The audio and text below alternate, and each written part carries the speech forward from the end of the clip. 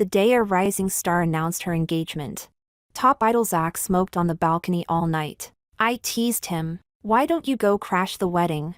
Zach pulled me into his arms, his thumb brushing over the scar where I once took a knife for him. "Silly girl, you really have that little confidence in yourself?"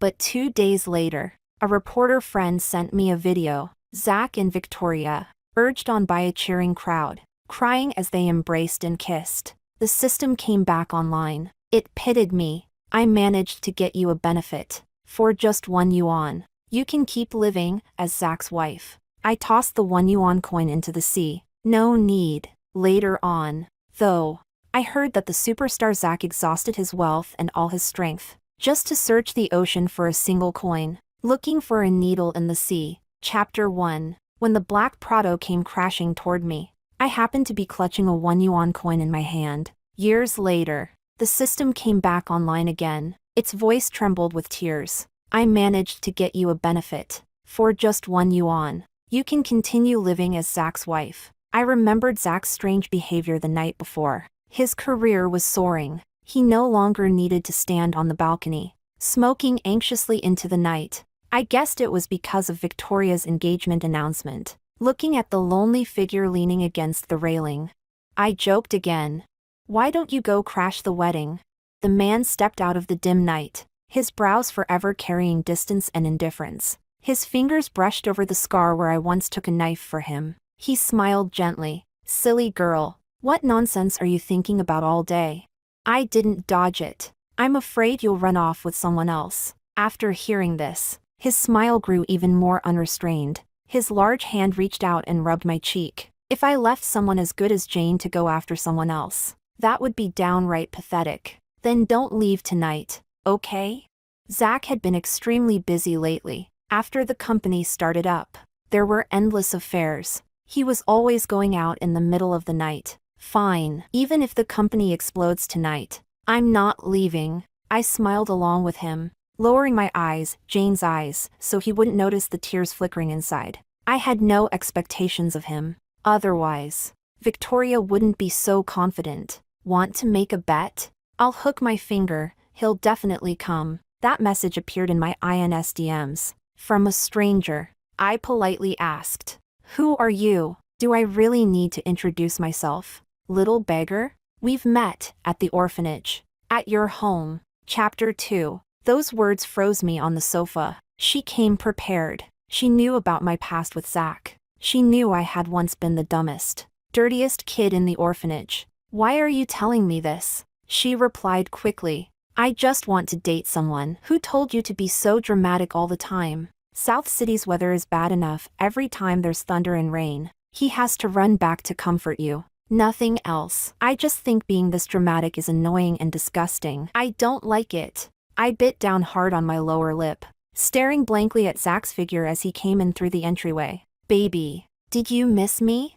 He looked so natural, as if he had just gotten off work. But I noticed one button missing from his shirt. In Victoria's private messages, there was a photo of his side profile, faintly flushed when he was emotional. Lightning flashed outside the window. Zach's phone rang several times. Maybe that was the bet Victoria mentioned. She wanted me to see who Zach would choose first. I didn't know why, but the inferiority complex I'd buried for years began to stir again. I felt certain I would lose. Zach slipped his arm around the back of my neck, holding me gently, yet I could feel his body stiffen. "Baby, have you ever thought that running away isn't a long-term solution?" I knew exactly what he meant, but that day, when I dragged you out of the ruins, lightning struck my best friend right in front of me. I was afraid of loud noises. Afraid of that kind of natural force that could take someone away in an instant. At the orphanage, I had only 2 best friends. She was gone. Now there was only Zach left. He turned me around seriously so we were looking straight at each other. "Baby, you need to grow up, and the company matters a lot. You also want me free from Starlight Entertainment's control, don't you? This new company is my hope and our future." All these years, as long as it benefited him, I had always supported him with everything I had. "I don't want you to go." For once, I was selfish. His phone was still vibrating, impatience creeping into his expression. "Baby, think about it first." He stood up and started replying to messages. What he didn't know was that Victoria screenshot every reply and sent them to me. Victoria said, "You haven't left yet?" Zach said, "She's throwing a tantrum. She used to drink toilet water in the orphanage, and now she's this delicate." Zach, "If you're busy it's fine. I'll just let my fiancé kick the door outside. Should be okay. He's probably just trying to scare me. This is a society ruled by law. He wouldn't really bring a knife." Zach sent a helpless emoji. "I spoiled her too much. I'll teach her to be more independent. Don't be afraid. I'll be there soon." By the time I finished reading the messages, he had just put his phone away. "I'll come back later and cook something good for you." He quickly put on his suit jacket. Before leaving, he turned back. He pressed a light kiss to my forehead. "Be good." The door closed completely. The system came back online again.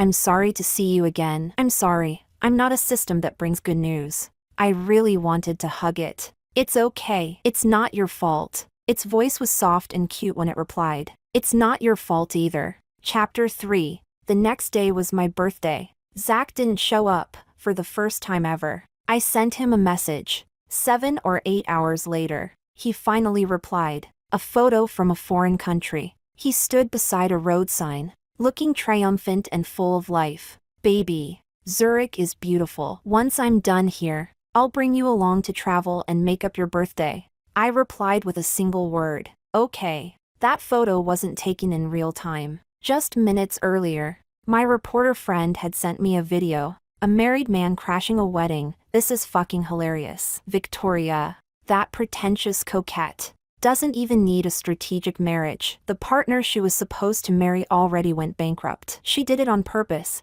buying trending topics every day, acting like she was forced to get married. That pretentious coquette is the best at playing innocent. In the video, Zach and Victoria were urged on by the crowd, crying as they embraced and kissed. When Victoria appeared publicly on screen, I recognized her instantly. People spend their entire lives trapped by what they couldn't have when they were young. She was what Zach could never have. 1 year. The orphanage held an event. Victoria, the mayor's daughter, stayed with us for more than half a month. Zach was inseparable from me. Yet during that half month, he barely spoke to me at all. I once thought she was just a passing figure in Zach's life. Later, I realized she was the unreachable moon in the sky. We had stayed together for too long.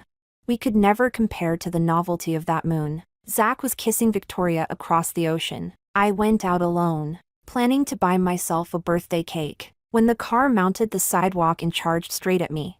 I froze where I stood. Even the system didn't understand what was happening. Why did the punishment come early? I comforted it. "It's okay. I lived for so many extra years and saw so many things. That's not bad at all." That lightning strike back then had actually hit me too. I had shielded Zach with my body. That was when the system first appeared. It asked me to choose someone to conquer. If we fell in love, I could keep living. I chose Zach. We depended on each other to survive in the orphanage. Conquering him felt like the one path in this world that could never go wrong. But in this moment, I realized I was wrong. Love was never that simple. The system cried as it froze time. Moments later, its light flickered. "I managed to get you another chance. For just 1 yuan. You can continue living as Zach's wife, but you'll be with him forever." In the past, being with Zach forever would have been tempting, but I had grown up. "No need, thank you." I happened to be clutching a coin in my hand. Just over 10 meters away was the sea. I threw the coin into it. Frozen time began to flow again. The pain of the car crash was no less than that lightning strike years ago. Unfortunately, I didn't die immediately. In that split second, I saw an old friend of mine, Dominic. The ambulance rushed me to the hospital. The smell of disinfectant filled my entire chest. I heard his voice as he spoke to the other doctors. Desperate and frantic. "The patient's heart has stopped. Continue external chest compressions." Chapter 4. Zach called me more than a dozen times. The surgery was in progress then. I didn't get any of them. After the emergency treatment ended, Dominic found my phone outside the operating room. He answered the latest call. "I'm only cooperating with her. Why can't you let it go already?"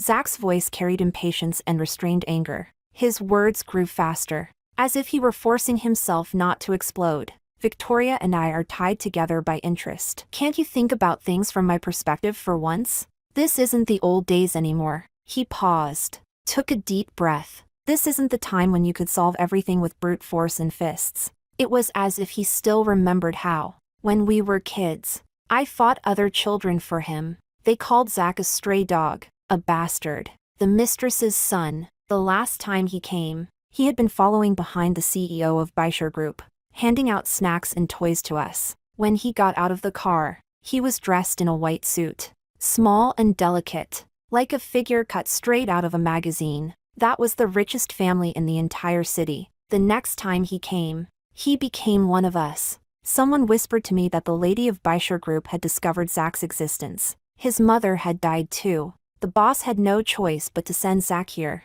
Every month, we participated in various performances to raise donations. As long as cameras were recording, Zach was relatively safe. The madam was reassured. As long as he received an ordinary education, blended in with ordinary people, he wouldn't threaten her own son's position. Sometimes I wondered, when he yearned for Victoria, was he also yearning for that former life?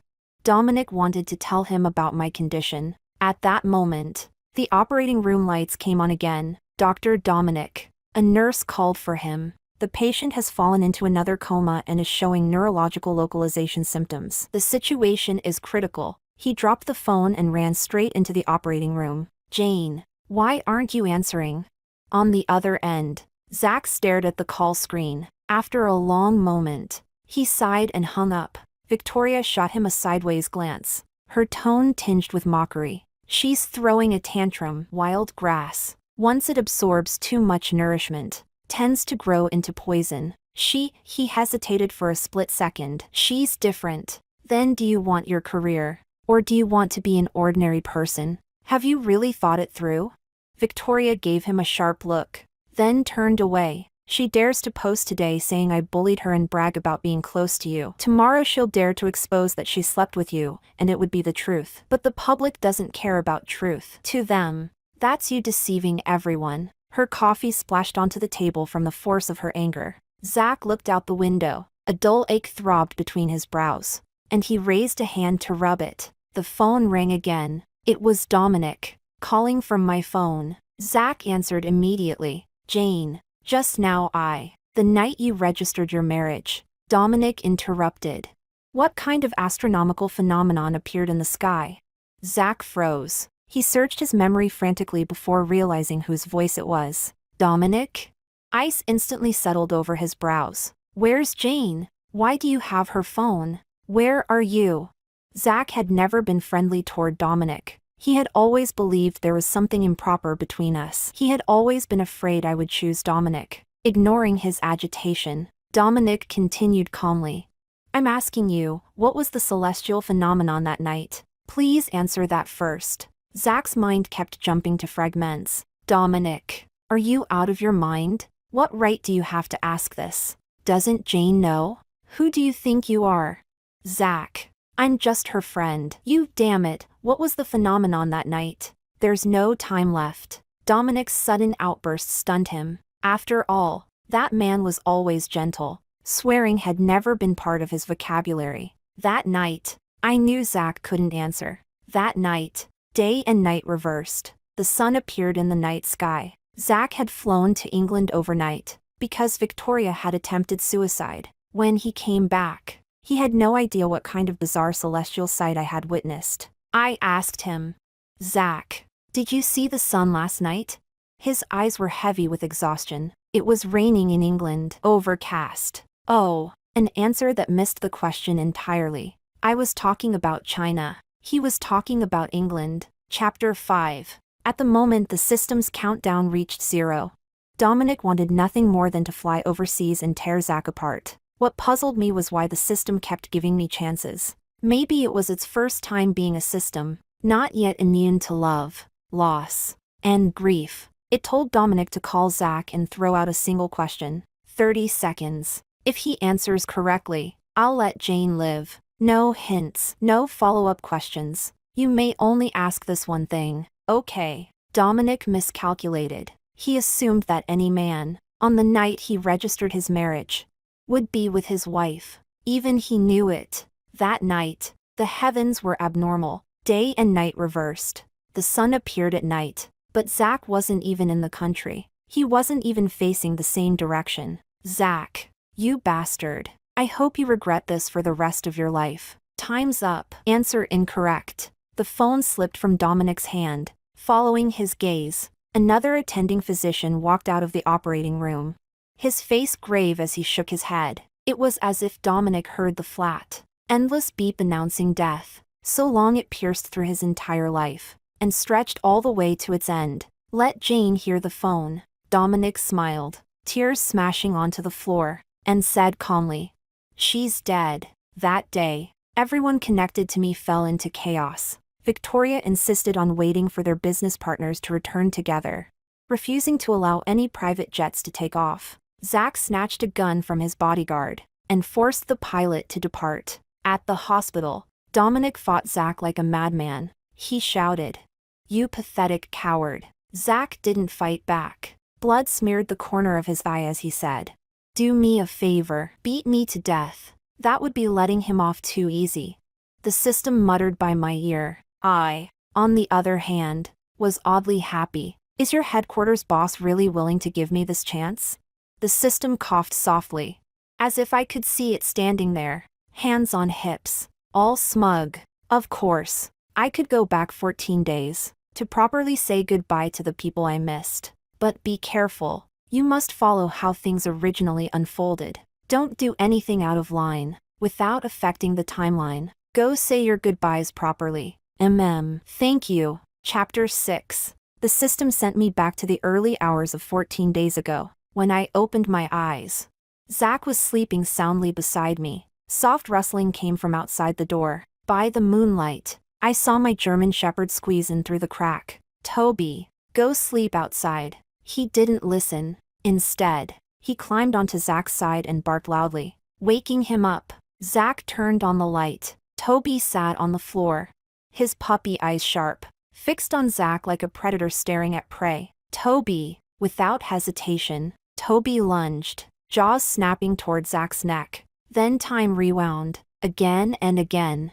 Toby tried to kill Zach. The system appeared. "Host, there's a flaw I didn't have time to tell you about. After your death, Zach fainted in the hospital and came back with you. His consciousness landed in your dog. He thinks that if he kills himself, you won't be punished by the system, but the timeline will automatically correct itself." Toby lay at my feet, letting out a low whine. The system warned him, "One more move, and I'll revoke Jane's chance this time." Zach, there's no undo button in this world. Maybe you should take a good look at just how pathetic you were before you lost the one you loved. Chapter 7. The next day, I was in the kitchen boiling shrimp for Toby. The keypad lock beeped. Zach came home. I didn't go over to greet him. I didn't want to repeat last time, opening the door only to see Victoria hanging around his neck. Her voice had been sweet as she said, "Zach, your tie's crooked." Then, upon seeing me, she'd put on a fake smile and explained, "We still have an event to attend later. Don't misunderstand, little sister." And I, losing control because of that intimacy, had given Victoria a cold look. In the end, all I got was Zach saying, "Jane, you always overthink things. Why are you throwing a tantrum again? You didn't used to be like this." Every time I questioned him, he would hold me and coax me, telling me they were just business partners. He said that if I didn't like it, he could give up this career. Zach knew perfectly well I would always support him. I would never let my own emotions get in the way of his ambitions. And yet he treated my trust like something disposable. Chapter 8. These were my last 2 weeks in this world. I didn't want to be dragged around by emotions anymore. After the shrimp were cooked, I stood in the kitchen, peeling them for Toby one by one. "Baby, what are you doing?" Zach ditched Victoria in the living room and ran over to hug me from behind. "Making food for Toby. Baby, let me do it. Otherwise you'll cut your hand again." I nudged him with my elbow. "Go help your colleague. Don't you still have an event to attend?" "I have things to do later and will be heading out, so I won't be entertaining guests." His movements froze abruptly. He bent down, resting his chin in the hollow of my neck, acting spoiled. I didn't respond to him, focusing only on what I was doing. He couldn't sense my emotions at all. In his eyes, I was distant, objective, cold. Zach, could you come out for a moment? I don't know where I can change my clothes. Victoria had come upstairs to borrow a room to change. She had attended an event at a nearby international mall. Overzealous fans knocked over a champagne tower, soaking her from head to toe. I'll go, I said. Zach leaned down and bit my lip lightly, only pulling away after it hurt. Baby, I'll be back early tonight. How funny. Last time, when I got angry, he didn't come back that night, or the next day. The world is full of twists and turns because people love to act pathetic. If you indulge men too much, they only get more self-destructive. No need. I have an appointment with a publisher to talk about work. You go handle your own stuff, I said. Chapter 9. Victoria went into mine and Zach's bedroom to change. There was a guest room. There was a dressing room. Any one of them could have been closed off. Yet she chose our bedroom. She changed into a shimmering mermaid-style dress, slipped into my slippers, and looked around leisurely. I went in as well to find clothes for when I went out later. Her footsteps stopped by the photo wall. I almost wanted to answer for her. These photos of you two look like they were taken when you were 15 or 16. Why is there only one? I remember when he went to the orphanage. He was only 9. To avoid trouble, I followed the memory and said, he doesn't like taking photos. Back then, Zach resisted becoming one of us and didn't want to be photographed. When he got older, he still avoided it. He was afraid that group photos from the orphanage would show up in charity news, that relatives on his mother's side would laugh at him. After all, when his mother latched onto a wealthy man, she had brought Zach back more than once to show off. When the tower collapsed, those relatives rushed in to trample on the ruins. Hearing me say Zach didn't like photos, she pretended to be surprised. But we were neighbors when we were kids. He loved taking photos of me with a camera. Seeing that I didn't react, she continued. He liked group photos even more. People there, cats, dogs, he dragged all of them into photos with him. She was trying to imply that Zach would rather take photos with dogs than with me. I shrugged and stepped closer to her. Excuse me, I'm looking for an outfit. She awkwardly stepped aside, giving me space to open the wardrobe. In my peripheral vision, Victoria was still staring at that photo. To be honest, that picture really did make it look like he didn't like me. His face was sullen, lips pressed into a straight line. The camera froze that moment when I was 15. Zach was sulking, deliberately keeping his distance from me. A volunteer from the charity wanted to take my picture. I forcibly dragged Zach over and took one with him. He was still reluctant, because that day, I met Dominic. He was warm and sunny, far more fun than Zach. Chapter 10. Later on, we went to college. A well-known director went to their school scouting for actors, and Zach stood out and successfully debuted. I stayed by his side as he built everything from nothing. It's been 8 years now, and the time we were truly together was far, far longer than that. Could I borrow your lipstick to touch up my makeup?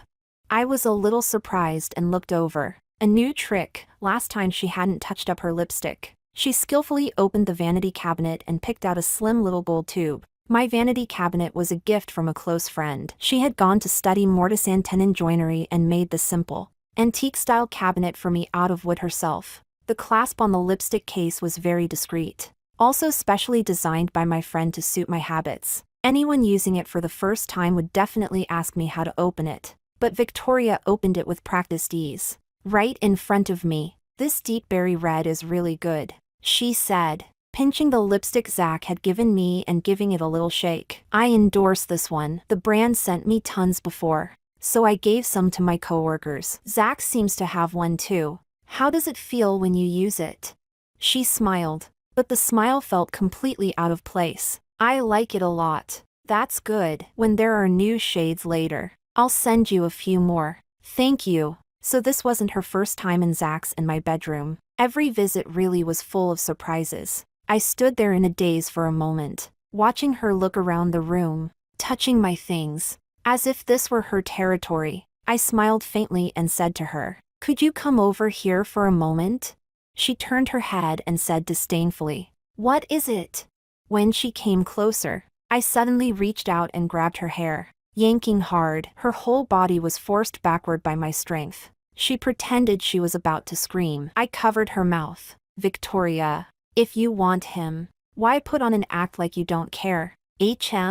Second-hand goods, if you want him. I'll give him to you." She was taller than me, but she was a celebrity after all. So skinny she was practically skin and bones. She couldn't overpower me. Holding her in place, I snorted, "If you dare make a sound, I'll stab you to death right now." I just found out I'm terminally ill anyway. The way I looked then, I really did resemble someone with a terminal illness who didn't have long to live. I let her go, still shaken. She stared at my face, hatred radiating from her eyes. "No wonder you suddenly got so bold, you're about to die," she said, hands on her hips. Not a trace of elegance. "Don't worry, I won't stoop to arguing with a dead person." "Well, thank you so much, bitch." That set off her anger. Before she could make a move, I pulled out a box cutter. "Don't believe me? You can try." Only then did she back down, storming out in frustration. Zach was waiting at the door for her, maybe because she'd heard that I was dying. Victoria's courage had grown a bit. She affectionately looped her arm through Zach's. He instinctively pulled away, his gaze fixed on me the whole time. Just like every time he explained himself to me, how he was clean, how he would never betray me, looking at me with that same earnest expression. But so what?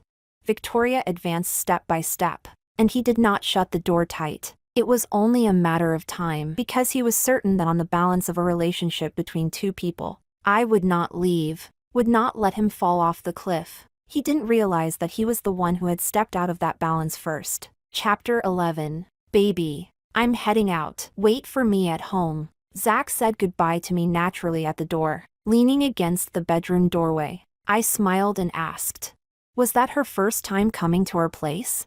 Sure enough. His expression froze for a split second. Then he lied smoothly. "Of course it was, baby. Why would you ask that?"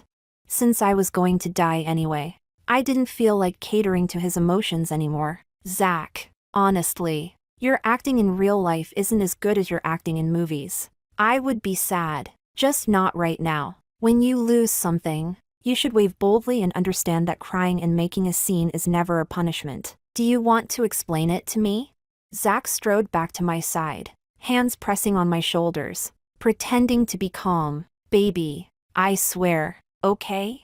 He even raised 3 fingers as if taking an oath. I let out a soft laugh. Since when did swearing become a get-out-of-jail-free card? "Zach, I overthought it. I trust you. I know you wouldn't do anything to betray me, and I'll keep my promise too, stay with you forever." He froze. "You said it yourself," he murmured. "People who betray others go to hell." I didn't know why the one dying was me, but I was pretty sure I'd be going to heaven. He snapped back to his senses, pulled me tightly into his arms, his hand patting my back. "Baby, once I'm done with this job, I'll make a lot of time for you. I'm sorry, it's my fault for being so busy and making you feel insecure." I pushed him away and smiled. "Actually, this job isn't something you absolutely have to go to." I asked Xia Tian. He said your schedule is already finished. I enunciated every word clearly. There's no mandatory requirement for you to attend the next event. He forced a bright smile. I might have follow-up cooperation with this brand. Going along to take a look. Maybe. Stay. I said,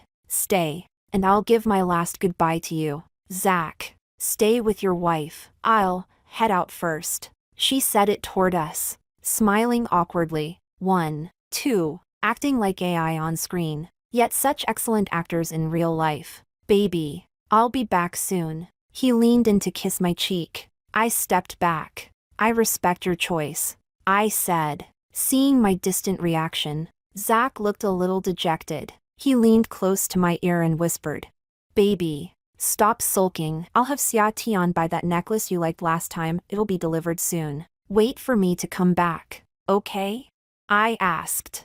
Is it really unavoidable? Is Victoria a child? Her team has so many people, she's not short one person. His smile thinned, impatience leaking out. There's an order to things. I already promised her first. It's just work. Stop making a fuss. Once I'm done, all my time will be yours. He always thought I was just throwing a tantrum. He never understood what I was actually struggling with. Did he really think he could love two people flawlessly at the same time? Victoria deliberately put on a carefree act in front of me.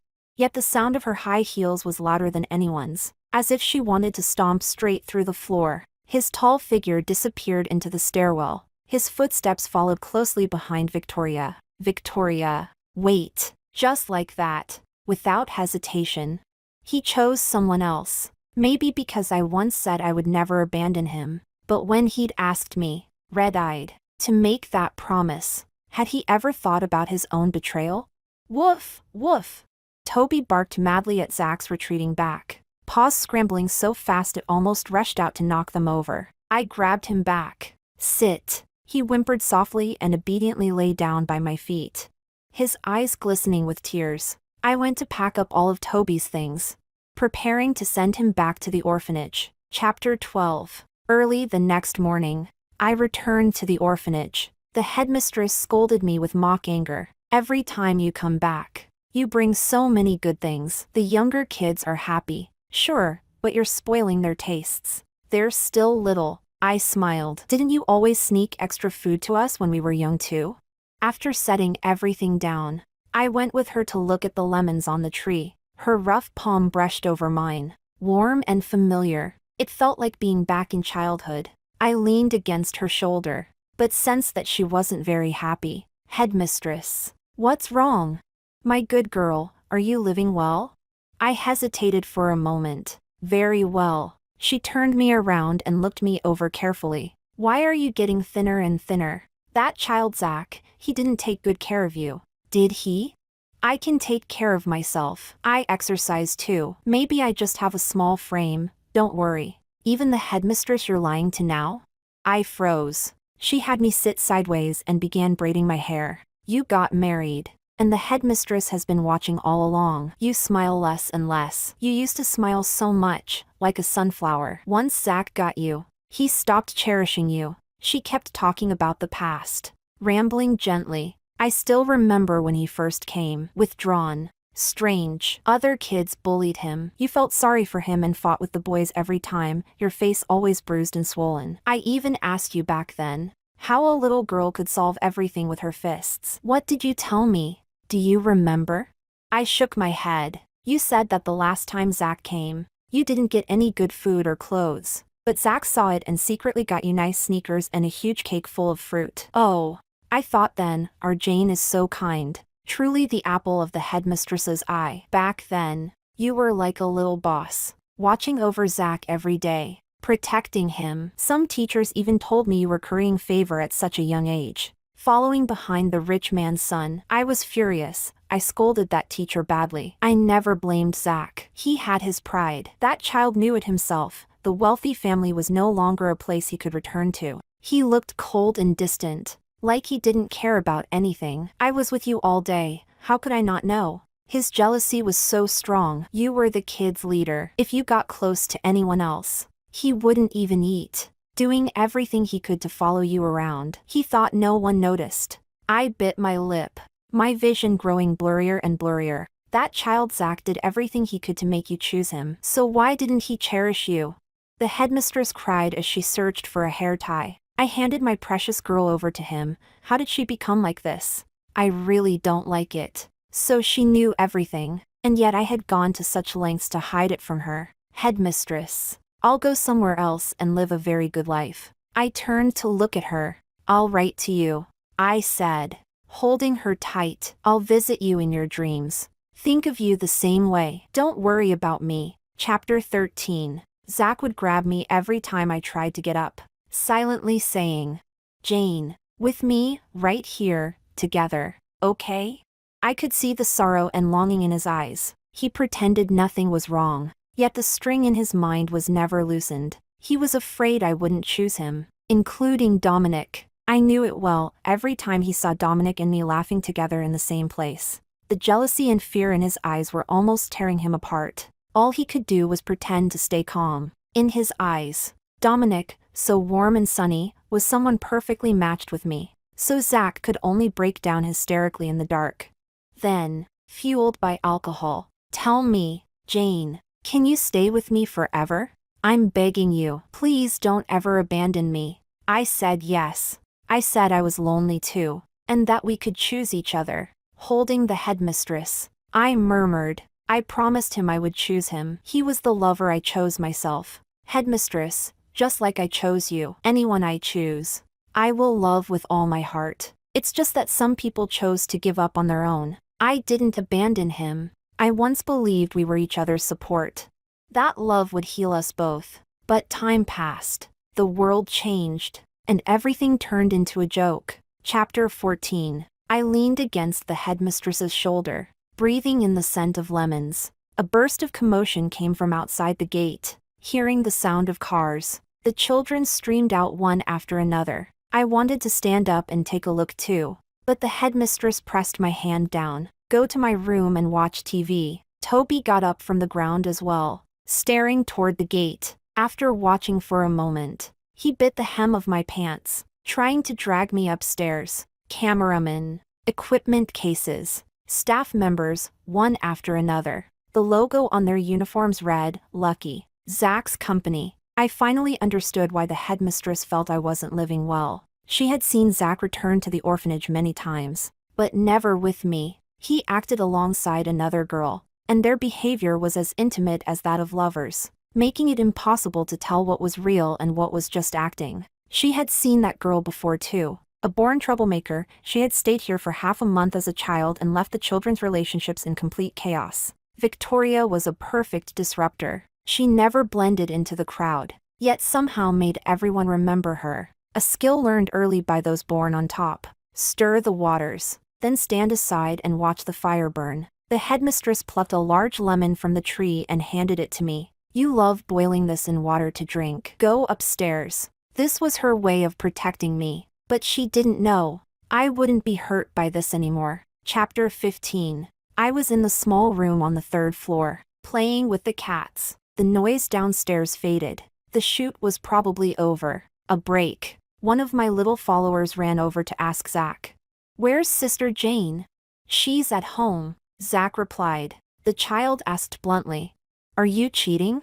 That was how his parents had split up.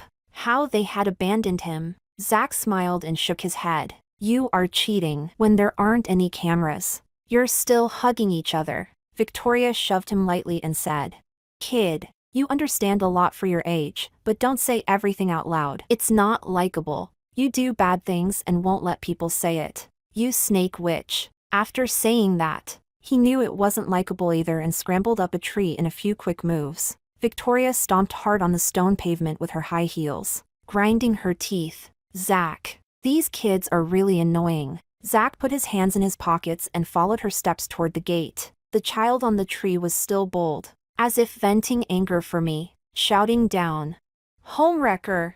She turned around, grabbed Zach by the collar, stood on tiptoe, and kissed him. Would a mistress dare be this blatant? Then you're a blatant mistress. Get down here. I'm not getting down. Mistresses are disgusting.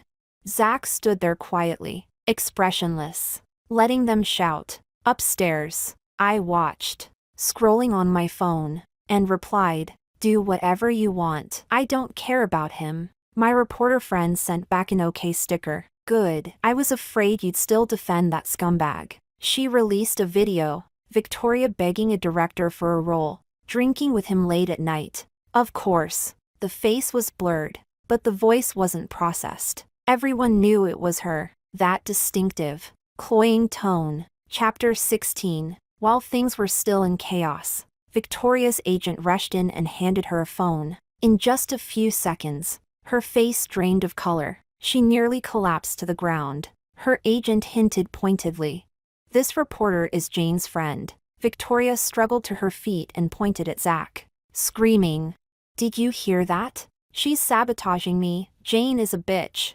Zach stood with his back to them, unmoving. "Calm down first." "Calm down? How can I calm down? Director Chen's wife, that she-devil, she'll tear me apart." Victoria snatched the phone from her agent and strode off. If you won't deal with her, I will. I'll show her what happens when a beggar climbs over my head. He followed and pulled her back. Her crying was graceless, and the children stood scattered around, watching. After a long while, she calmed down and buried her head in Zach's chest. You spoiled her. And what did I do wrong? I never hurt her. Yet my career is ruined. Zach. She lifted her eyes and happened to see my shadow mixed among the slanted tree shadows. She smiled at me, her voice trembling with tears. Leave it to me, okay? I have a temper too. I promise she won't lose her life. I'll just teach her a small lesson. Once you get through this period, you'll have the Ning family's company. Your mother will acknowledge you too. Think carefully, after working so hard for so long. Are you really going to give it up for a little beggar? The wind stung my eyes. Under the gentle autumn sunlight, I saw them standing beneath the lemon tree, embracing, comforting each other, just like I once had. After a long silence, he finally relented. Don't let her be in danger, and don't go too far. Chapter 17. She moved fast. That very afternoon, the video of me fighting someone at the orphanage was exposed, along with my marriage certificate with Zach, and also the coarse, ugly side of me, chugging toilet water like a lunatic, throwing tantrums, rolling on the ground, spewing filthy words. There were also clips of me appearing on a variety show as an illustrator. On the program I said, people who stand on a pedestal, if I like them, I'll drag them down into the mud. I was clearly talking about my comic persona, but they edited it into something aimed at Zach. Oh my god, this woman draws such dark and perverted stuff. Turns out she's a freak in real life too. Zach really drew the short straw, ending up with someone like this with a female supremacy complex. Zach. Blink if you're being kidnapped. No wonder he always looks like there's sorrow in his eyes. Turns out he's got a tiger at home. Ha ha ha. I'm going to give her work 1-star reviews, human scourge. I'll take care of her. After reading those comments, I logged out. This was Victoria's revenge. She said she wouldn't threaten my life, so Zach let her do as she pleased. Turns out, as long as I was alive, that was his bottom line. How ironic. The year he debuted, rival fans went too far and stabbed at him during a celebration banquet. I stepped in front of him and took it, just like I had always done before, shielding him from storms without hesitation. He was afraid I'd die. He even bought us a burial plot. He said his life belonged to me, that I would always be his first priority. That was how he was before Victoria appeared. Turns out promises are that fragile. Chapter 18. Victoria didn't leave. She stayed at the orphanage, borrowing the venue to shoot charity ads. Zach said something to her and left first. An hour later, he called me. Baby, why aren't you home? What is it? Oh, no, nothing. Baby, I bought you pastries from Fresh Pastry House. When are you coming back? I'm out getting some air. I'll spend the next few days at the orphanage with Mom Director. He hesitated. I'll come find you. Find me, for what? Afraid I'd do something stupid? Afraid Victoria had gone too far and I wouldn't be able to handle it? I gave a soft, mocking laugh. Zach, everyone should bear the consequences of their own choices. What? Baby, I've already postponed the company stuff. Didn't you want to go to Meili Snow Mountain? Let's go there, okay?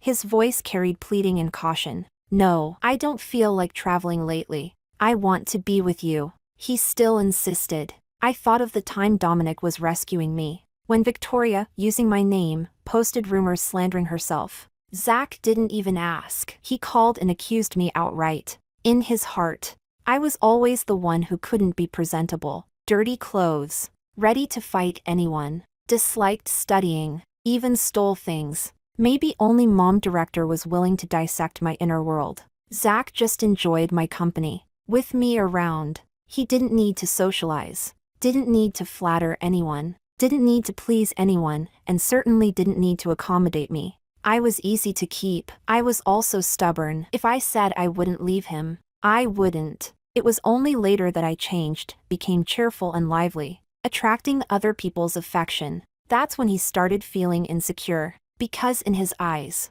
I now had value, and he was afraid this useful sidekick might change owners. He thought I would always accommodate him, always put him first. So when I had emotions, When I lost my temper. He only thought I was overthinking.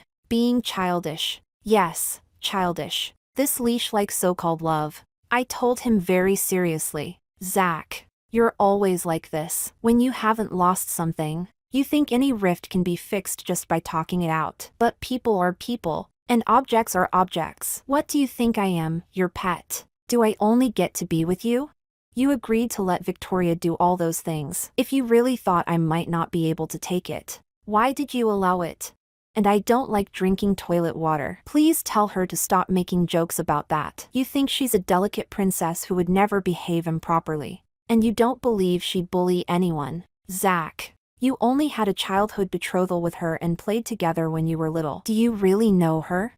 I didn't say that if he truly knew her. How could he not know she was close with so many famous directors and big names in the industry? What can't go back will never go back. It was your own choice to stop looking forward. He was silent for a long time. Then, with a trembling, tearful voice, he said, "Baby, I'm sorry. I'll investigate everything you mentioned. Let me come stay with you, okay?" No. Chapter 19. It wasn't that I didn't know what a toilet was for when I drank from it. The friend who was struck by lightning was the first friend I ever had in my life. Her name was Maya. Victoria said, "If you don't drink it, I'll have my uncle adopt Maya. He really likes little girls." She already knew how to threaten people back then. I asked her why she didn't like me. "Because my dad praised you for being smart, and I don't like people who are smarter than me. It's that simple. That simple. So I could only learn to become the orphanage's little piece of trash, a troublemaker, a thorn. A crazy girl." She raised her arms and shouted, "Come look! Jane doesn't even know toilets are for taking a dump, she's drinking toilet water." I scooped cup after cup, gulped it down in big mouthfuls, smiling brightly the whole time. That was also the first time I saw disgust in Zach's eyes. That look of his made my life rain from time to time, leaving everything damp and cold. Sometimes I wonder, was it because of inferiority that I subconsciously gravitated toward him, accommodated him? But none of this was my fault. I, Jane, was upright and righteous, smart and sharp. Parents who came to the orphanage to see the kids all wanted to adopt me. I did nothing wrong. I am the best. Zach, I think someone like you doesn't deserve to be loved. After saying that, I hung up. Then I released even more explosive news about Victoria. She had incited her fans to cyberbully an ordinary civilian, someone who had only criticized her for cutting in line, and posted about it on their social media. Unable to withstand the cyberbullying, that civilian jumped from a building and died. Throughout the entire process, she mobilized her diehard fans to cause trouble, and walked away completely unscathed. Chapter 20. I just didn't expect that when I exposed her previous sex scandals, she acted as if nothing had happened. But once this incident broke out, news of her suicide immediately shot to the top of the trending list, even though her fans had already been forced to take the blame. Standing in the eye of the storm in her place, she still wasn't satisfied. She wanted to put on a full performance for the public, so that everyone would believe she had been wronged. Now her fans were going crazy, trying every possible way to dox the person who leaked the information, declaring they would definitely get justice for her. At night, Toby and I sat under the moonlight, its paws traced and rubbed against the bluestone pavement. I could tell it was writing the words "I'm sorry." I laughed and said, "I told you I don't need it anymore. Why bother?"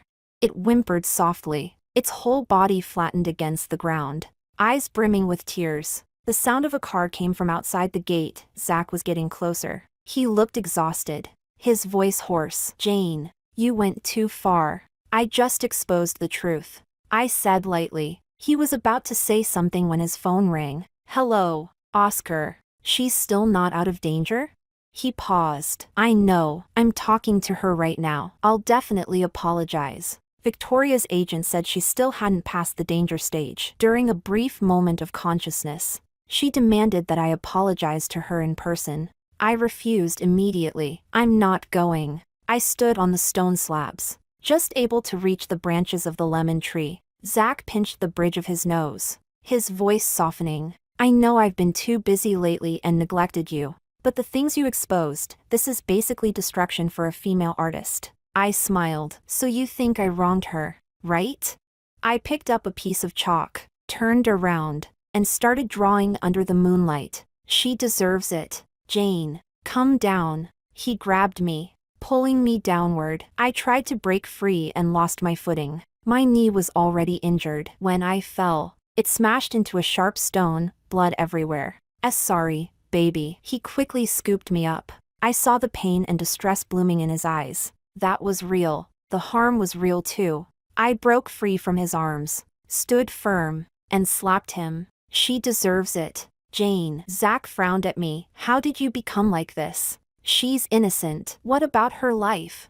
Oscar told me she might never wake up. The scars on her neck won't go away either. What about her future? You destroyed a person. Did you investigate at all? Zach? Why is it that when she does bad things, you think it doesn't fit her character and dump the blame on me, but instinctively assume it must be my fault? I smiled at him and made a video call to a journalist friend. She was in a neon-lit private room at a bar, secretly recording. Victoria was at the center, smiling brightly, viciously. Who told my dad to even think about adopting her? Saying she had talent, that with the same resources she'd do better than me. I'm going to keep her under my heel for the rest of her life. Let her know that if you're a dog, don't dream of gourmet food, you should be eating shit. Someone laughed. She's actually pretty good looking. No wonder your dad wanted to adopt her. That bastard Zach. An illegitimate child, who knows where he got such luck. That woman protects him at every turn. Can't even kill her off. Back then his mom came swaggering into the house, thinking she could become the mistress of the place. Didn't she get kicked out clean and fast? He's just lucky. If it weren't for that woman, he'd have been stabbed to death long ago. Someone took a sip of wine. Enough. That's someone Victoria wants. You can't mess with him casually anymore. Tisk. Whatever. Victoria wants him. Can you trick that woman over to me? She's got curves. And she's talented too. Never tried someone educated. Ha ha ha. I looked at him. Zach, everything about you was ruined by a family like that, so why do you think they're all good people? Is it because my existence constantly reminds you of that disgusting time when you were abandoned and bullied? So I'm lowly, and they're noble?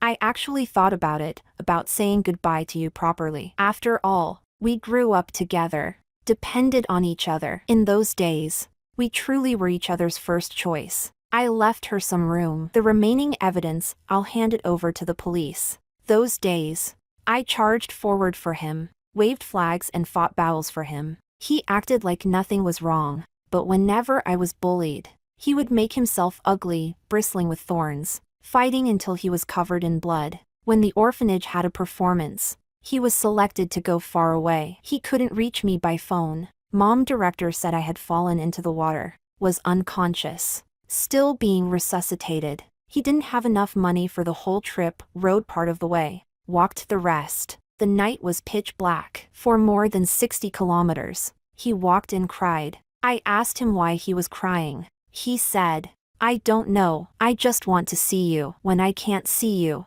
I can't stop crying. More than 10 years passed. He covered his face with both hands, choking back sobs. After a long time, he looked up in pain. Please, Jane, don't throw me away, okay? I never crossed that line with her. You can treat me however you want. I'm begging you, don't. Don't leave me alone. I shook off his hand. You brought this on yourself. You asked me to love you. I did, and I did it well. And you willingly debased yourself. Never learned how to cherish anything. You deserve it. Chapter 21. When we were in our early teens, I always stood beneath this lemon tree. Back then, it was still a sapling. Moonlight spilled down, laying a thin veil over the ground.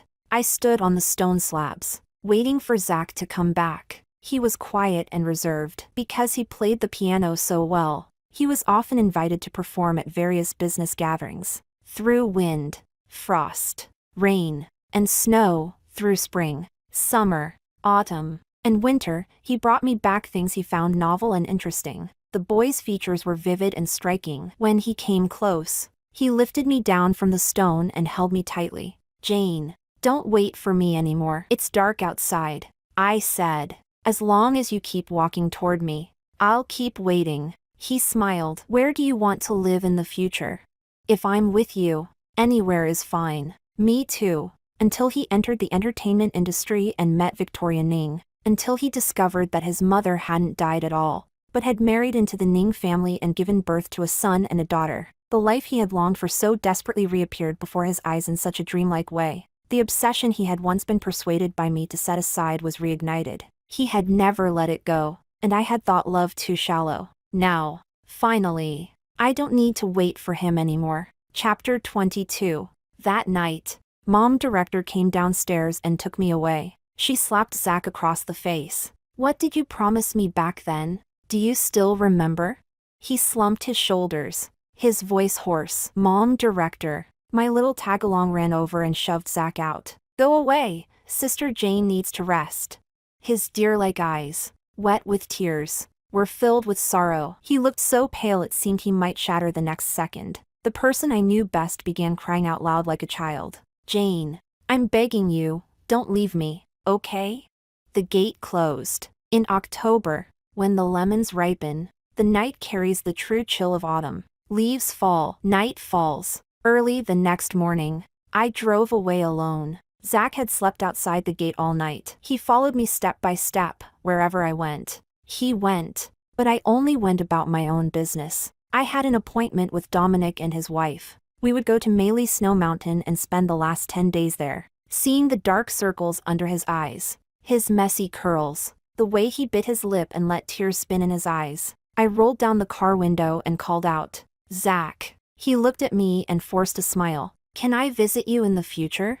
I promise I won't disturb you." He thought this was just a simple farewell, a simple departure. Those who make mistakes often don't yet know how their story will end, and I didn't want to say it either, just as I had never confessed my love to him. I was also tired of witnessing his heart-rending pain. That year, lightning struck once, rival fans took revenge once, separation between life and death, he witnessed it twice. Yet still learned nothing. I withdrew my gaze. "I wish you peace. I wish you health." Every year we wished each other the same thing, the simplest blessings, peace and health. This spring festival, no one will be waiting for midnight to tell him that anymore. With that, I stepped on the accelerator and drove away. He stood where he was, tears bursting free, pouring through his fingers, as if many years ago, when his parents abandoned him and drove off, while the children at the orphanage delighted in teasing and humiliating an outsider. As if in these past years, when he discovered his mother hadn't died, she had simply built a new family and no longer wanted him. She said, "Zach, don't call me Mom. My own children will be hurt. Zach, don't come back to this house because of Victoria. When I see you, all I can think of are those days of humiliation. Mom doesn't want to see you. Think of me, okay?"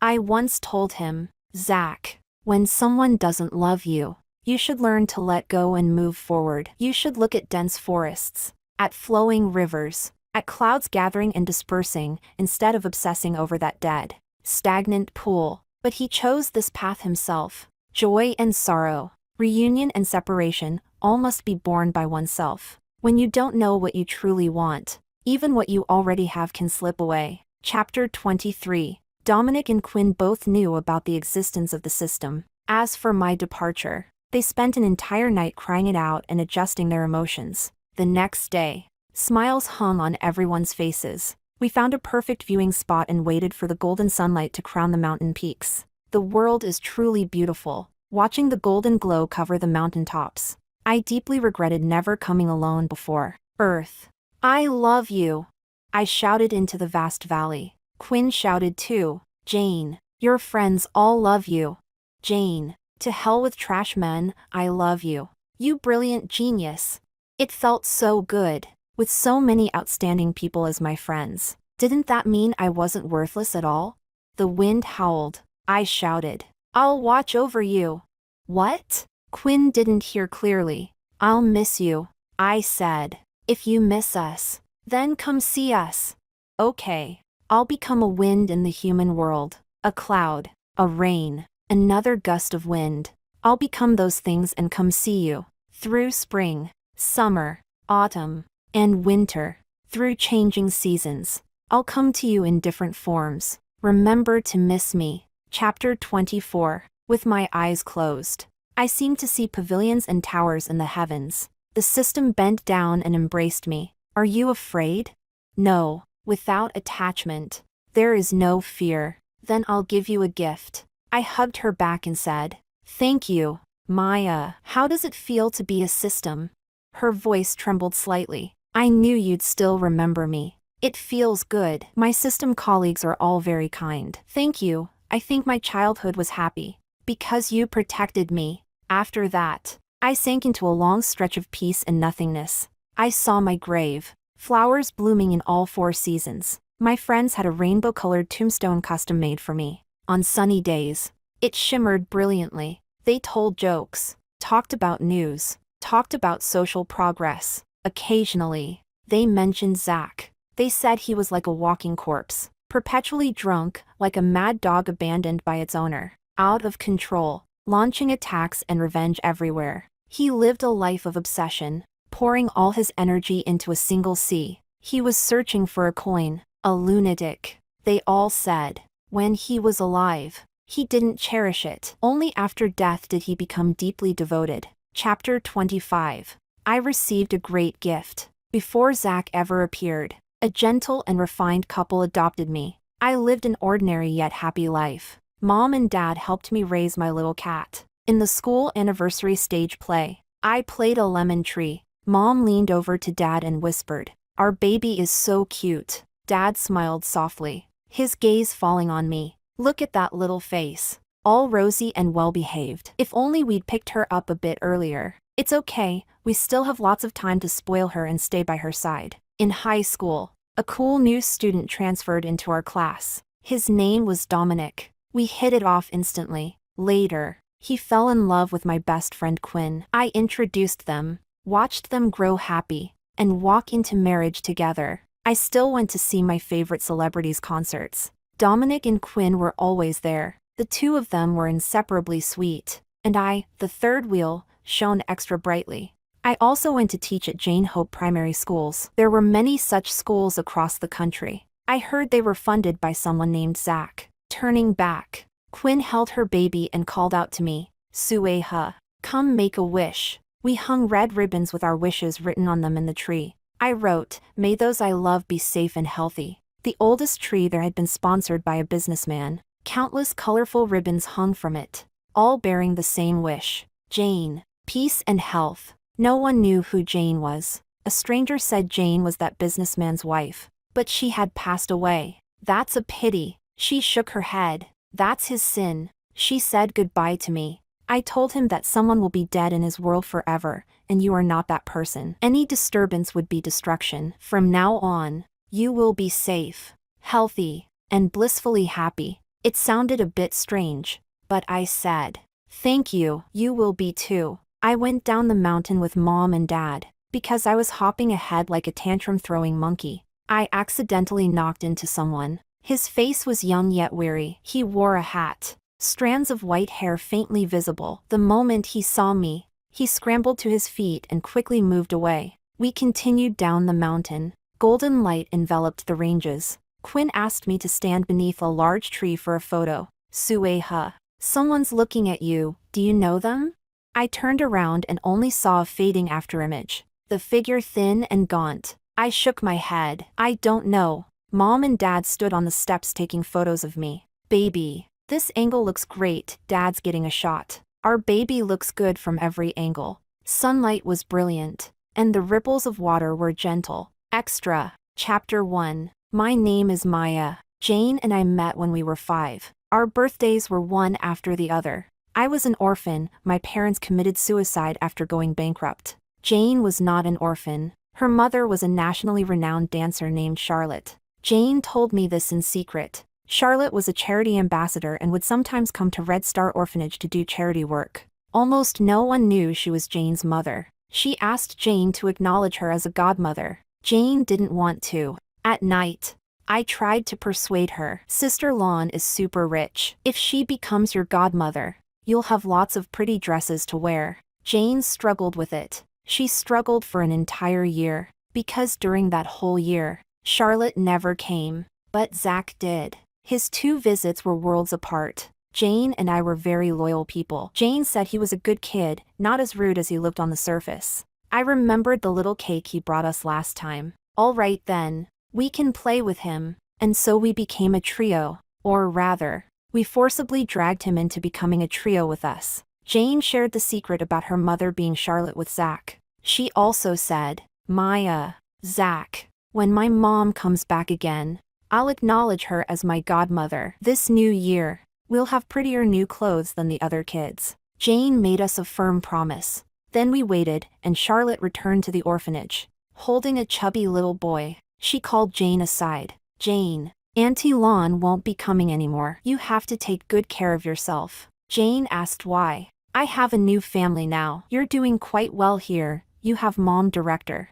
You have friends. Mom can finally feel at ease. Oh, just like that. Lightly and casually, Charlotte abandoned Jane. She had been young and foolish, had a child out of wedlock. Jane's father's side didn't want the baby once they found out it was a girl. Charlotte herself had also come out of an orphanage. She entrusted her child to mom director. Then she built a new family, and never mentioned being Jane's godmother again. She never came back. Seeing that Jane was unhappy, Zach said, "Don't waste time on people who don't love you." But those words became his own swamp. He never escaped his obsession with love he couldn't obtain. Chapter 2. That winter, Jane's down jacket was very thin. The down inside had been stolen by other bad kids. Every day, she stared at the local TV station's Spring Festival gala. She would no longer proudly say, "That person on TV is my mom." She said, "When I grow up, she'll come take me home." Jane just watched the TV quietly. Sometimes she'd ask me, "Maya, when will we grow up?" I shook my head. She said, "I really want to have a home." That seemed to become her lifelong dream. On New Year's Eve, Jane and I sat by the stove roasting oranges. Zach didn't come back for a long time. When the clock struck midnight, he returned with a down jacket and some extra loose down in his hand. I burst out laughing beside Jane. I thought Zach would just stand up for her and help her snatch the down back. Instead, he directly dealt with that bad kid, stripped him of his jacket. "Jane," he handed the down jacket to her. His words were always painfully few. Later, as we grew a bit older, the mayor decided to come to the orphanage to adopt a child. He brought his daughter with him. That was the first time I saw Victoria. She wasn't actually good-looking as a child, she was just dressed extremely lavishly. Jane said she looked like a fairy. I said, "Clothes make the man, and a saddle makes the horse." She doesn't look anything like her dad. "You know? I just came out of mom director's office. I overheard something. Uncle Mayor wants to adopt a girl. She has to be talented and pretty." "Why?" "Because Victoria doesn't look like the mayor's daughter, but she really is his daughter." Jane half understood. I knew the reason. It was Victoria's mother's dying wish. She didn't allow the mayor to remarry, nor to have any more children. Their marriage had been purely an alliance. Only the woman had feelings. The man never cared. Victoria's maternal family had monitored the mayor constantly for the sake of their daughter and granddaughter. He was a charming, romantic man. Toward Victoria's face, his feelings shifted from irritation to outright disgust. He thought she looked just as ugly as her mother. Whenever he saw Victoria, he was reminded of the days when his family forced him to leave his first love and marry a country bumpkin. Worst of all, Victoria had no talent whatsoever. He was always stern in front of her. She had never once acted spoiled or coquettish with her father. To the mayor, Victoria existed only in two states, cold indifference and furious anger. He couldn't stand pouring resources into Victoria and seeing nothing come of it. He felt she had nothing outstanding about her. Hate the house, and you hate the crow. One could easily imagine just how much he despised Victoria's mother. Chapter 3. That time he came to the orphanage. He was looking to adopt a child who suited his personal taste. He was very satisfied with Jane. Those days, the orphanage was unusually lively. Many children pulled out all the stops, trying to squeeze their way into the Ning family, even rushing over to flatter Victoria Ning. Jane took Zach and me to the back hill to dig dwarf Lilith. Victoria basked in the feeling of being the center of attention. The mayor intended to choose Jane for adoption. Victoria was furious, but she couldn't show it. She knew that even a single ordinary gesture from her could provoke her father's disgust. So she took the initiative and approached Zach. She said, "My dad has a terrible temper. He hits kids. I'm bored and will be staying here for half a month. Be my playmate, and I'll find a way to stop my dad from adopting Jane. You can still be friends. Zach really believed her. Jane also really didn't leave, though it was because she chose to stay. The mayor was always thinking about Jane, saying things like wishing she were his daughter. Only later did Victoria find out. Jane was Charlotte's child. Charlotte was her father's first love. They argued. Stop dreaming. You want to adopt Jane? Because she's your first love's daughter? Seeing her makes you think of your first love? Then what about my mother? He said. Don't mention your mother to me. If it weren't for her family background, with that face, that body, that resume, she'd only be fit to marry a drunk.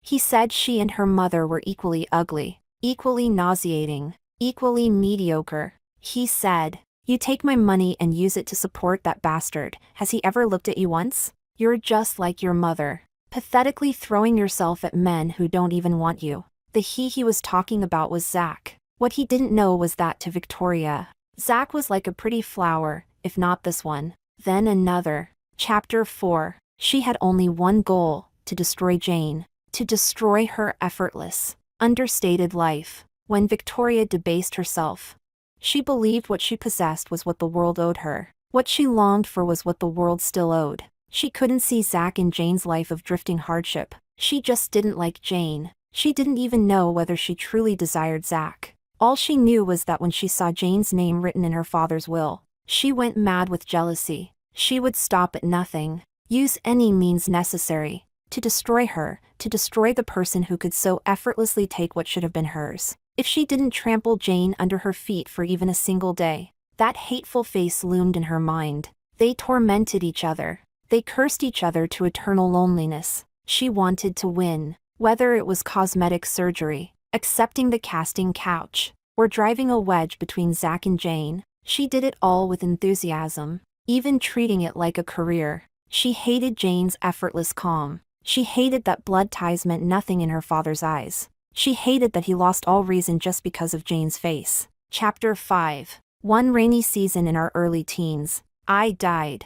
The entire orphanage went out for a performance. We encountered a flash flood on the road. Thunder roared and lightning split the sky. Jane and I were separated from the others. She was more than 10 meters away, crying as she ran over, trying to dig me out from falling rocks. I saw her nails break, her fingers bleeding, and told her it was okay. When I die, I'll become an angel, and then I'll protect you instead. She cried horribly, snot and tears streaming everywhere. Zach ran out from the shelter to look for us. He and Jane dug together. Then a bolt of lightning struck Zach, and Jane lunged toward him. She's that kind of person, fiercely loyal. If she receives even a little kindness, she repays it 100-fold. And then I really did become an angel. My first mission was assigned to Jane. Back then, I truly believed she and Zach would be happy, because she knew how to love, and they had been through a lot together. Until Victoria appeared. She came prepared, sowing discord between them. I went from believing in Zach, to wavering, to disappointment. When my Jane chooses someone, she loves them with her whole heart, and he placed many things ahead of Jane. He was the kind of person who never learns to cherish until he loses. The punishment arrived early, by my hand. I wanted Jane to know what it meant to have someone backing her. I had already prepared a brand new life for her.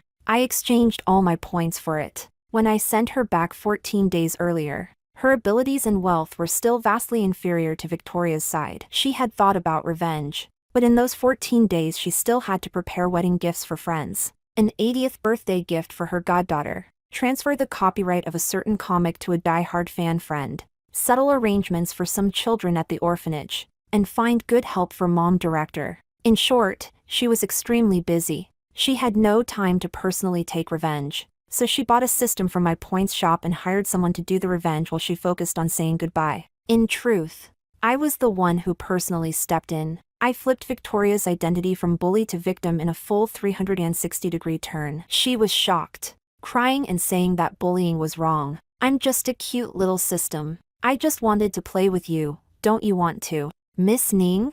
As for Zach, I made him utterly disgraced. Public opinion turned against him. Within days, Major investors abandoned him. He had to pay enormous penalties and withdrew from the entertainment industry. Like a lunatic, he drank himself senseless every day at home, shouting Jane's name, as if my girl's name was something he could just call. Jane let me do bad things. I asked her if she would still think of old feelings. She shot back. Do you think I'm sick? I'm kind, not stupid. If I were still clinging on, wouldn't that mean I hadn't died enough yet?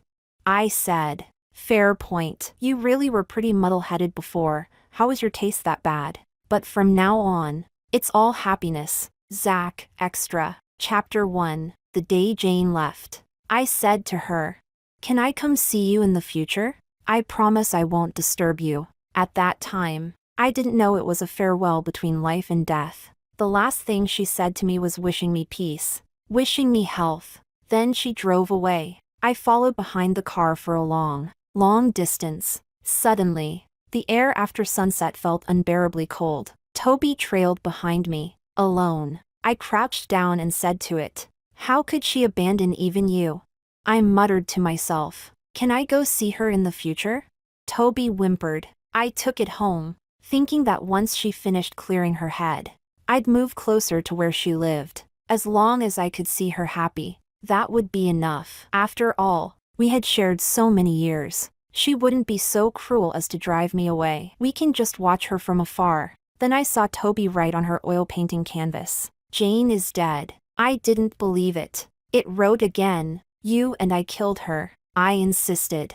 She's fine. She just went out to get some air. Toby said it was a future version of Zach. In its timeline, Jane was already dead. She had come back to say goodbye. I stood frozen, forcing myself to process that fact. Suddenly, Toby collapsed. I reached out, and slowly, my hands were smeared with dried blood. Dominic's fist came down. Voices were noisy all around. I returned to my own timeline, remembering everything. Zach. Damn it, your wedding night. And you weren't with your wife. It seemed Dominic had asked me a question. On the night of our wedding, there had been some strange celestial phenomenon in the country. I hadn't answered because I didn't know. He grabbed my collar, teeth clenched. Answer it, and she can live. I had never seen Dominic like that before. None of his usual gentleness remained. I looked at the empty corridor and said to him, I want to see Jane. He let out a cold laugh. Go to hell, Zach. His fist slammed into me, yet I felt nothing at all. Do me a favor, kill me, he said.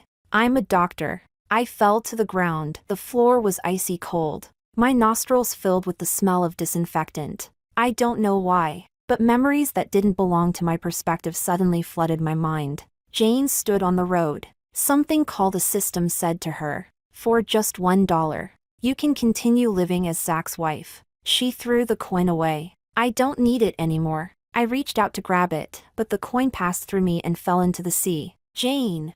I lunged forward, and the surroundings turned back into the orphanage. My name is Jane. What's yours?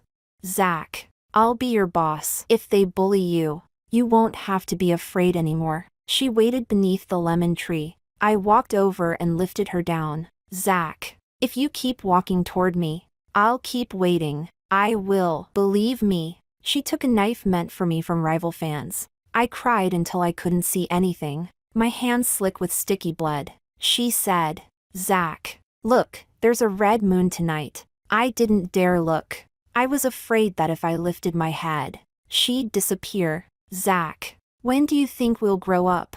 We stood outside the classroom together as punishment. I thought for a moment. Next second, she unwrapped the colored paper I bought, cutting it up to decorate our future home. Zach, I'm about to achieve my dream.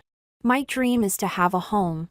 She danced in the empty room, arms flailing. Zach, you'll become a superstar too. Back then, her favorite movie was Titanic. Every day she dragged me into the living room to project it on the wall. She looked at me and mimicked Rose, saying, hello, Jack. I looked back at her. Rose, winning that ticket was the luckiest thing in my life. It let me meet you. What was it that let me meet Jane? And what was it that made me lose her? It was my own doing. Later, in the entertainment industry, I met Victoria. She took me to meet her stepmother. My mother. She looked worn by time and hardship.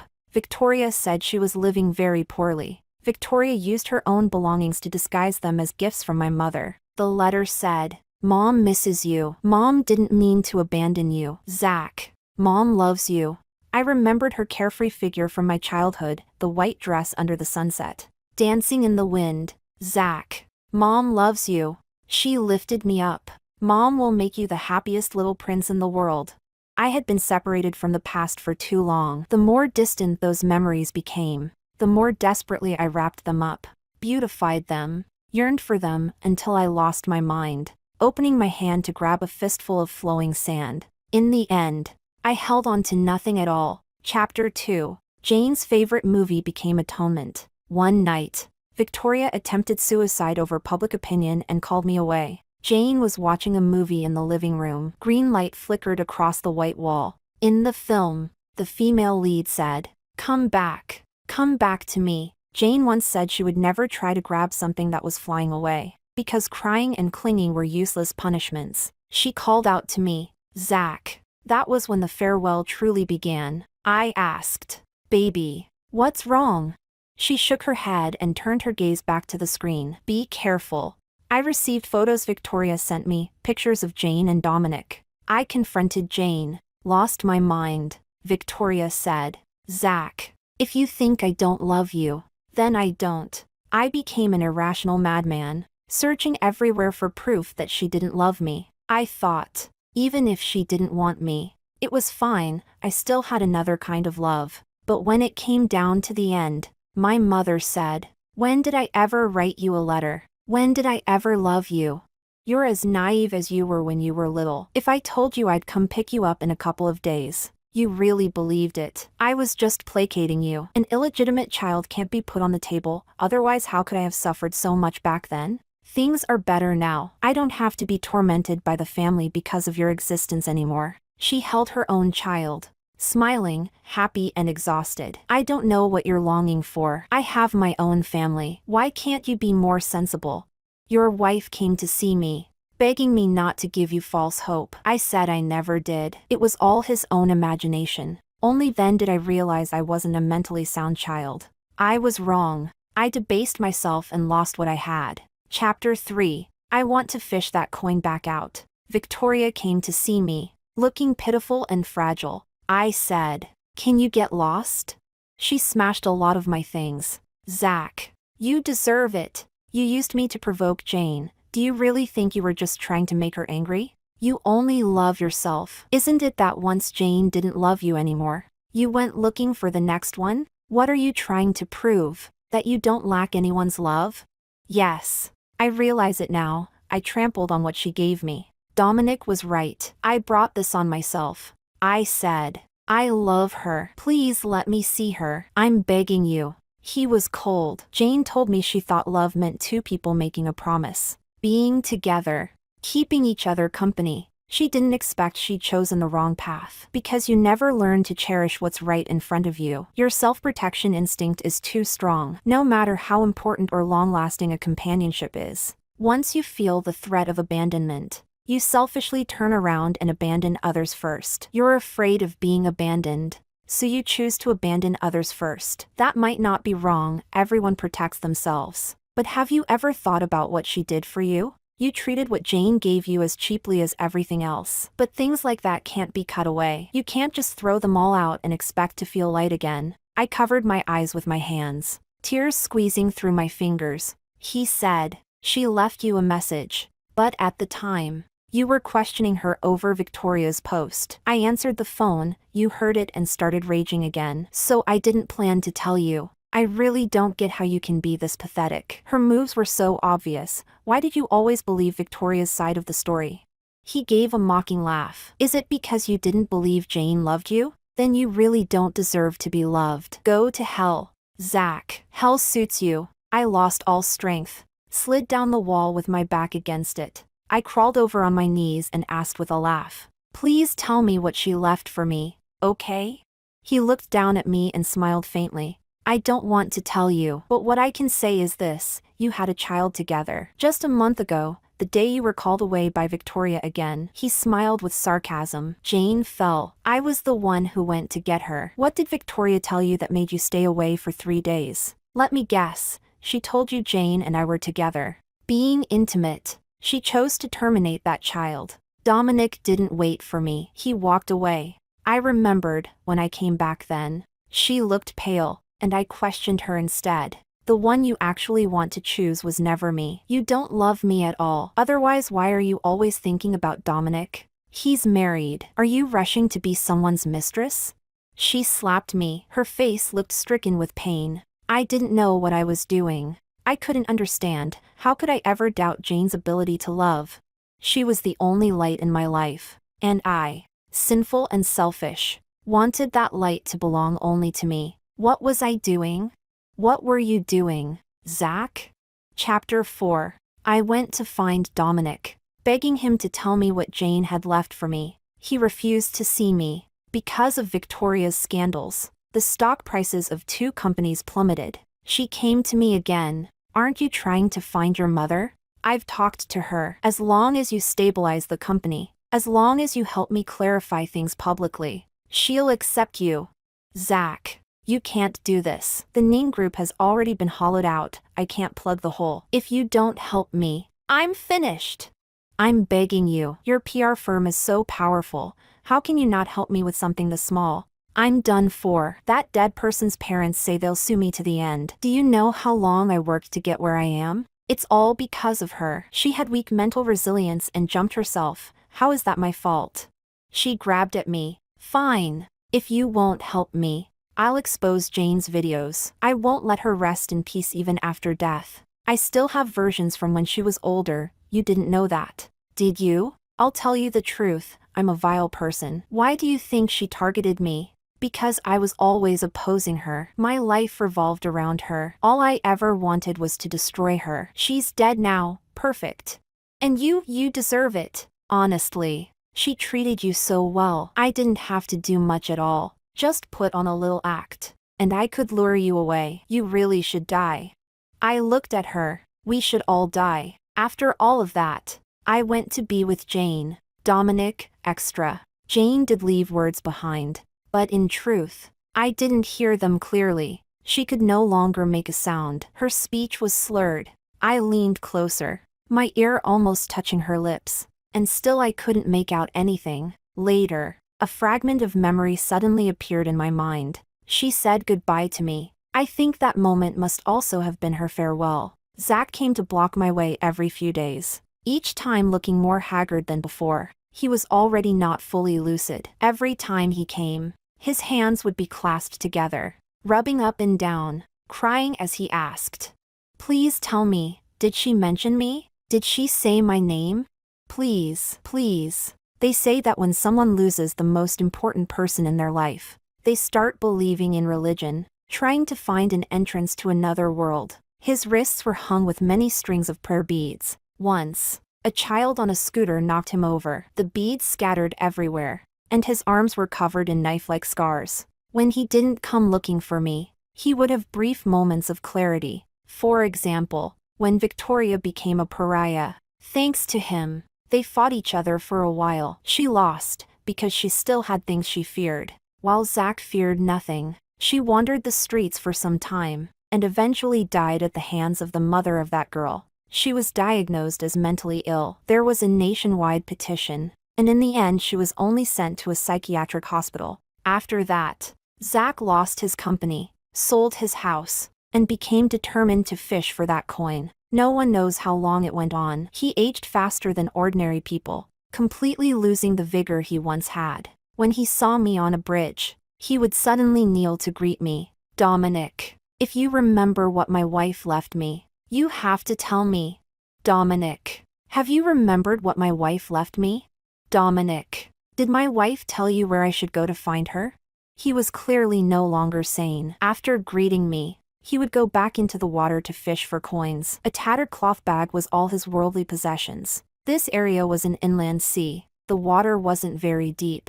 The authorities left him alone. There was no reasoning with him. And in his spare time, he volunteered to clean trash from the river. Over time, people simply let him be. I passed that place with my children, and later with my grandchildren. He was often there, dressed in rags. Many people knew the story and would deliberately go over to provoke him, to toy with him. He would turn red with agitation, shouting, "I love her. I love my wife. She didn't abandon me, she just went on a long trip."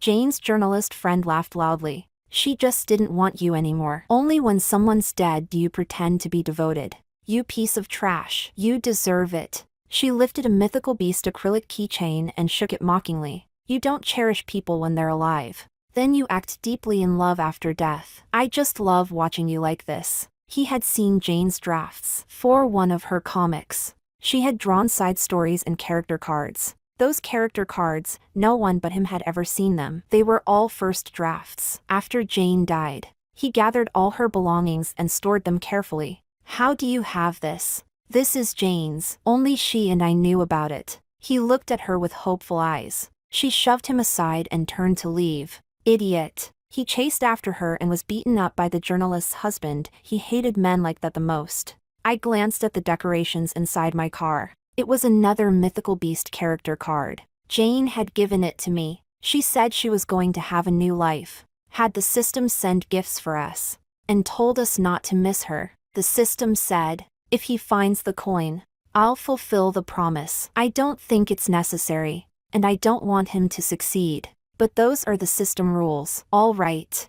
I'm done talking. Jane asked me to play ball. The Dominic in that world talks a lot. Unlike you. From that day on, Zach seemed to become strange, as if he realized something, or guessed something. He became even more determined to find that coin. Besides going into the water, his footsteps ranged far and wide. There was even an account dedicated to live streaming him. For example, in the morning he'd go to Guangtua Mountain to burn incense and hang wish plaques. In the afternoon, he'd rescue someone from the river. At night, he'd run to busy districts to persuade people not to take their own lives, and sometimes fight with those who egged others on to jump. He believed in Buddhism, wanted to do good deeds, to cleanse his sins. When he was 60, he was found dead in the sea where Jane's accident had happened. I went to identify the body. There was a smile on his face, and in his hand, he really was clutching a coin. I wanted to pry it out and throw it away, but found that his fingers were curled tight,